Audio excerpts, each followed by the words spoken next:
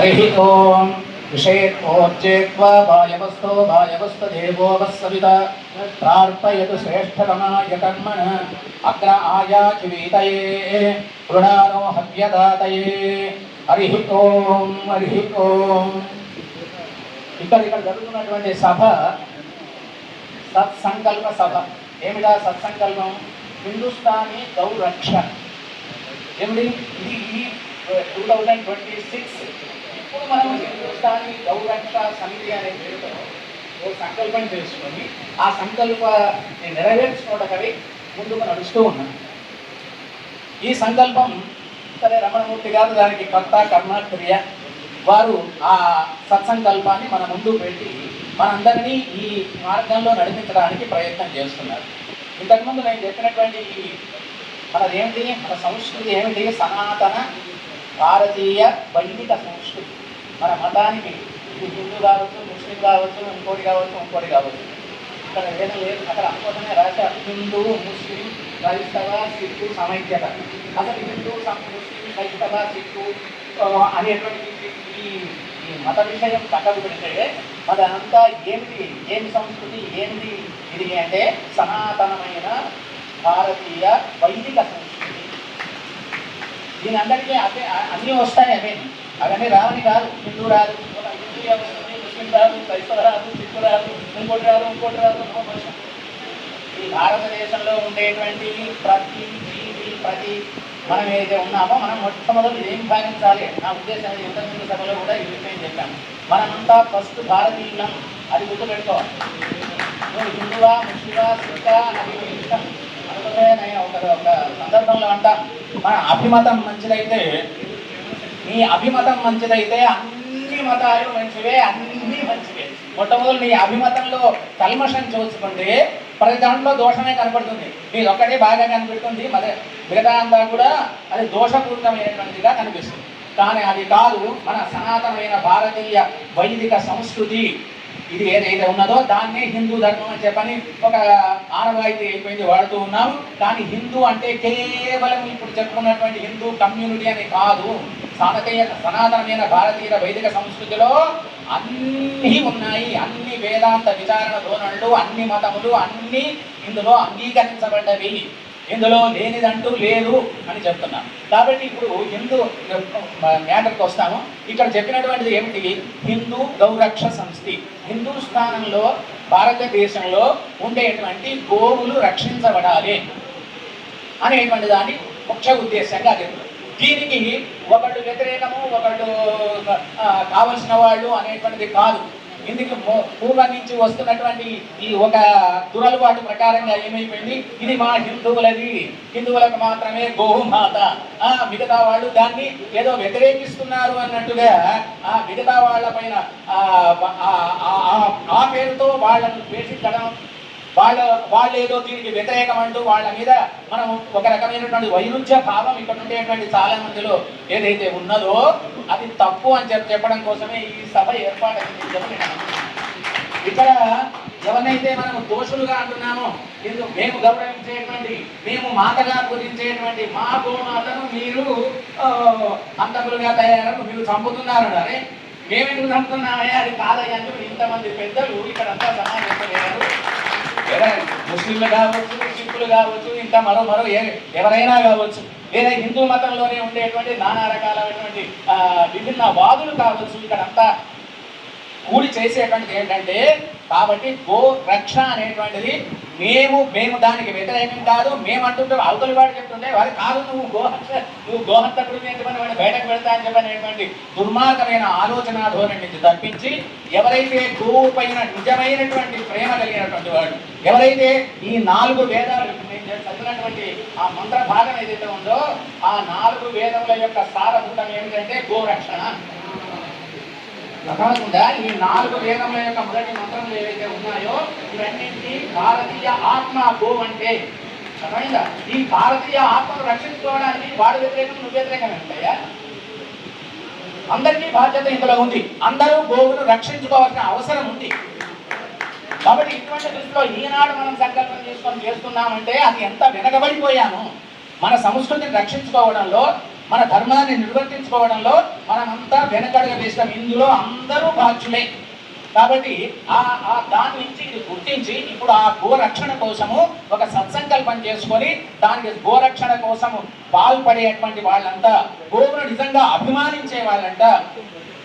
ఏ వేదంలోనైతే ఈ మూడు ఇప్పుడు చెప్పినటువంటి దాంట్లో వేదాన్ని పవిత్రంగా భావించి గోవును ఎంత పవిత్రంగా మాతృస్థానం ఇచ్చి గోవును రక్షించుకోవాలి అనేటువంటి ఉద్దేశంతో గోవుకు ప్రాధాన్యత చెప్పారో అదే హిందూ మతంలో అదే వేదంలో కూడా గోహత్య గురించి కూడా ఏడ్చింది ఏంటంటే మా రమణమూర్తి గారు ఎన్నో ఆ విషయం గురించి చాలా ఉన్నాయి, అది సబ్జెక్ట్. కాబట్టి అటువంటి దాని నుంచి తప్పించుకొని ఒక పరిణామం వచ్చింది ఏంటంటే అది మంచిది కాదు, అలాంటిది కాదు, గోవును మనం రక్షించుకోవాలి అనేటువంటి స్థాయికి ఒక ఎదిగినాం. అదొక ఎదుగుదల, అదొక పరిణామం, కావలసినటువంటి పరిణామం. అందుకోసమే నేను చెప్తుంటాను, వేదాలలో కూడా అన్నీ ఉన్నాయట అనేటువంటి తప్పు.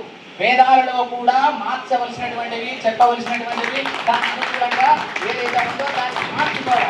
కాబట్టి అటువంటి మార్పులలో ఇప్పుడు చెప్పినటువంటి అంటే వేదంలో చెప్పినటువంటి హింస ఏదైతే అహింస పరమో ధర్మ అని చెప్పినటువంటి ఈ వేద ధర్మంలో యజ్ఞయాగాది క్రతువులలో ఇష్టమైనట్టుగా ఇదే బ్రాహ్మణ జాతి చెప్పుకునేటువంటి వాళ్ళు చక్కగా దాన్ని బలుడిచ్చి దాన్ని నాశనం చేసి ఏమంటే అది స్వర్గానికి వస్తుంది, నరకానికి వస్తుంది, ఏదో దానికి చెప్పి దానికోసం చంపుతున్నామని చెప్పని గోపదర్శనంలో వేదాలలో స్పష్టంగా చెప్పలేదు కదా. ఏమిటి నువ్వు ఆ గోపును పూజించాడు, గోపును ఈ వేదకాలంలో చెప్పినట్టుగా నువ్వు పాటిస్తున్నావా? నీ ధర్మం ఏమిటి? కృతజ్ఞతకి ఏం చెప్పినా ఏం చెప్తారు? స్వస్తి ప్రజాభ్య పరిపాలయంతాం న్యాయేణ మార్గేణ మహిమహీషాః గో బ్రాహ్మణేభ్యః శుభమస్తు నిత్యం లోకాః సమస్తాః సుఖినో భవంతు అని చెప్తావు కదా. ఏమిటి? గో బ్రాహ్మణులతో సహా సమస్త లోకము సుఖంగా ఉండాలని అనుకునేటువంటి వాడివి యజ్ఞంలో యాగంలో గోపును ఎందుకు హత్య చేస్తున్నాం?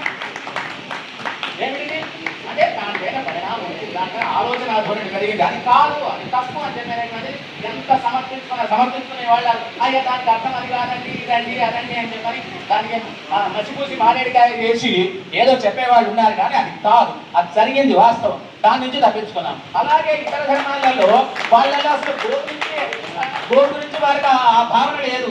తినేవాడు ఆహారముల భర్త గురించి చెప్పారు కదా, ఎవరికి ఇష్టమున్న ఆహారాలు పట్టుకోడు, వాడు చేసుకున్నాడు, వాడు తింటున్నాడు, వాడు ఉంటున్నాడు.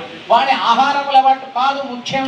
ఇక్కడ ఏమిటి? ఇక్కడ ఏదైతే మనం గోవును మాతృభావం ఇచ్చి గౌరవిస్తున్నామో దాన్ని మేము కాదా నువ్వు కూడా గౌరవించవలసినటువంటి వాడివి అని వాళ్ళే స్వయంగా వచ్చి అయ్యా మాకు అవసరం లేదు, మా గ్రంథంలో కూడా దీనికి వ్యతిరేకంగా చెప్పడం లేదు అని ఇంతకుముందు చాలా మంది పెద్దలు చెప్పారు.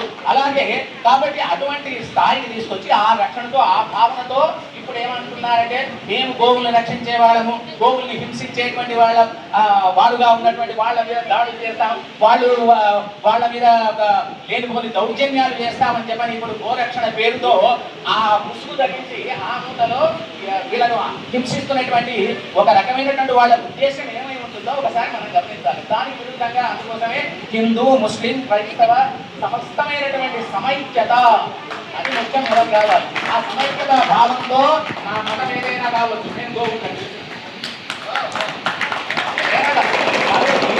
ఆ పద్ధతిలో కూడా గో రక్షణ కోసం మనం అందరం ఐక్యంగా పోరాడాలి.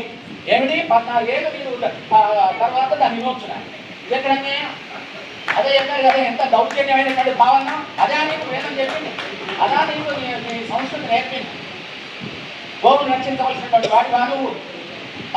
ఏదో భావనతో నువ్వు ఇంతకు చెప్పారు అది గోవును అమ్మేవాడి నువ్వు, తీసుకున్నవాడి చివరికి దాన్ని పోషించి దాన్ని చివరికి అమ్మేటువంటి కబేలాగా అమ్మేవాడు నువ్వైతే నాకు ఇక నన్ను పట్టుకొని నన్ను ముద్దాయి అని పెడుతున్నావేమి అని చెప్పని అడుగుతుంటే దానికి సమాధానం చెప్పలేండి. కాబట్టి ఇప్పుడు సరి అయిన సమయం చక్కటి సత్సంకల్పం ఇక్కడ చేయాలి.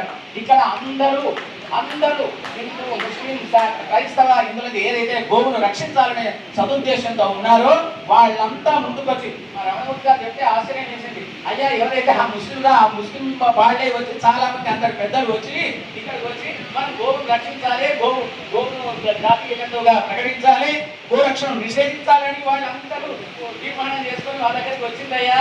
మనమేమంతా దాంట్లో మనం ముందుకు పోదామా లేక నాకే వచ్చిందని చెప్పి అర్థమైపోతుందా అనేటువంటి విషయం కాకుండా దానికి ముందుకు వచ్చి కంకణం కట్టుకొని త్యాగి లాభం నిరపేక్షంగా వారు చక్కగా ఈ కార్యక్రమానికి ముందడుగు వేసి శ్రీకారం చుట్టి ఇంతమందిని సమావేశపరిచి ఈ అభిప్రాయంతో ఉన్న వాళ్ళను చక్కగా ఈ కార్యక్రమం ముందుకు పోవడానికి మనం సంస్కృతి నాగరికత సమైక్యతను నిర్ధారించుకొని దాంట్లో గోరక్షణ ఎంత ప్రధానమో గోవుని ఎట్లా రక్షించుకోవాలనో అది చెప్తున్నారు. ఇక్కడ ఒక చిన్న ఉద్దేశం కదా, వేదంలో కూడా చెప్పబడిన విషయము ఏదో సావర్కరు వాడు అన్నాడంటే మన విషయం కాదు. గవాం అంగేషు తిష్టంతి భువనా చతుర్దశ యస్మాత్ తస్మాత్ శుభం మే స్యాత్ అతః శాంతిం ప్రయస్యమే అంటే మరి గోవులో అది ఏమని చెప్పారు, సకల భువన భాండములు సకల దేవతలు అందులో ఉన్నారు అని చెప్పని అక్కడ ప్రతీకాత్మకంగా ఆ గోవును ఆ విధంగా గౌరవించవలసిన అవసరం ఉందని చెప్పారు. దానికి నేనేవాళ్ళకి గోవులో ఆ దేవత ఉన్నాడా, ఇక్కడ ఉన్నాడా, అక్కడి నుంచి వస్తాడు కూడా. అదే విరాట్ పురుష స్వరూపంలో పురుష సూక్తంలోనే విరాట్ పురుషుని యొక్క దివ్య స్వరూపంలో కూడా సమస్తమైన విశ్వం కూడా దాగి ఉన్నది కదా. ఎక్కడి నుంచి వస్తుంది ఈ విశ్వం అంతా? చరాచరాత్మక సమస్త విశ్వము విరాట్ పురుషుని యొక్క శరీరంలో భాగం. అందుకోసమే విశ్వం విష్ణు అంటాం కదా. కాబట్టి గోవుకు అంత ప్రాధాన్యం ఇచ్చారు అని చెప్పానంటే దాంట్లో వాడు అడిగారు ఆ సకల దేవతలు ఎక్కడ ఉన్నారు అంటే నీకు పూజ్యభావం ఉంటే చెయ్యి చేయకపోతే లేదు కదా అని విషయం. పూజ చేయమంటే మళ్ళీ గందరగోళం. ఇక మళ్ళీ ఎక్కడ ఇతరమైన పూజా విధానాలుగా పసుపు కుంకుమ దాన్ని నానా వివర్తం చేసి దాన్ని ఏదో చేయాలని కాదు. పూజ్యభావము దాని దగ్గర ప్రాధాన్యతను గుర్తించడము, దాని యొక్క విషయాన్ని గుర్తించడము అది ప్రధానంగా కావాలి. కాబట్టి ఆ సావర్కర్ భావాలు ఏమైనా అవును మాకు గోవు అనేటువంటిది సకల దేవత స్థానమైనటువంటిది. అటువంటి గోమాతను ఏమైనా చేయొచ్చు. సకల విశ్వాన్ని ఆధారించినట్టే అటువంటి గోవును రక్షించుకోవడానికి ఇంతమంది పెద్దలంతా కూడా సకృద్భావంతో ఇక్కడికి ఏం చేశారు. కాబట్టి అంతమందిని వారు చేసిన సత్సంకల్పంలో కేవలం సంకల్పం మాత్రం చేస్తే ఊరుకుంటే లాభం లేదు. అందరూ కలిసి కంకణబద్ధులమై ఇప్పుడు చెప్పినట్టుగా దేశమంతా కూడా సమస్య భావం ప్రతిబంధాలే ఈ కుచిల స్వార్థ భావాలన్నీ కూడా నశించిపోవాలని చెప్పని గుర్తు చేస్తూ జై శ్రీమన్నారాయణ.